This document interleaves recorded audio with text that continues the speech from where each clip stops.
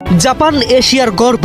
Match শেষে ভক্তদের stadium cleaning এর দৃশ্যই সাক্ষী। পৃথিবীর সবচেয়ে ভদ্র জাতি হিসেবে জাপানের অবস্থান সবার উপরে, একেবারে স্বর্গ শিখরে। কেউ ম্যাচ জিতে আর কেউ হৃদয় জিতে। জয়ের আনন্দে আত্মহারা যখন ব্রাজিল সমর্থক গোষ্ঠী, তখন স্টেডিয়াম ক্লিনিং এ ব্যস্ত জাপানের সমর্থকেরা। সব দিন সবকিছু জিততে হয় না, অশ্রুমাখা মুখ, হতাশাগ্রস্ত জীবন। তবে পৃথিবীকে সুন্দর রাখার প্রত্যয় যাদের, কি আসে যায় একটা ম্যাচ পরাজয়ে।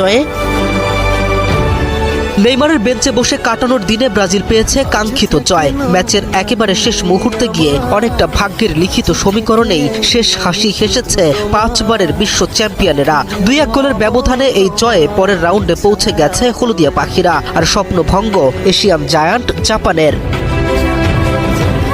গোলের সমীকরণ ভাগ্য নির্ধারণ করলেও ম্যাচ জুড়ে অসাধারণ দক্ষতা দেখিয়েছে এশিয়ান প্রতিনিধিরা। হেরেছে, তবে লড়াই করেই হেরেছে। হেরে যাওয়া মানেই তো আর হারিয়ে যাওয়া নয়। হেরে গিয়েও রেখে আসা যায় বংশের পরিচয়। জাপান টুর্নামেন্টের অতীত এখন যে দৃষ্টান্ত দেখালো, যে নজির গোটা বিশ্ব দেখলো, তা হারিয়ে যাওয়া নয়, বরং তাই দৃষ্টান্ত, তাই উদাহরণ। টুর্নামেন্ট শেষ হবে, কোনো একটা দল সোনার ট্রফিখানা উঁচিয়েও ধরবে, কিন্তু সবচেয়ে আদর্শবান ফ্যান বেস হিসেবে জাপানের নামটা গোটা বিশ্ব নেবে, নিতে বাধ্য হবে।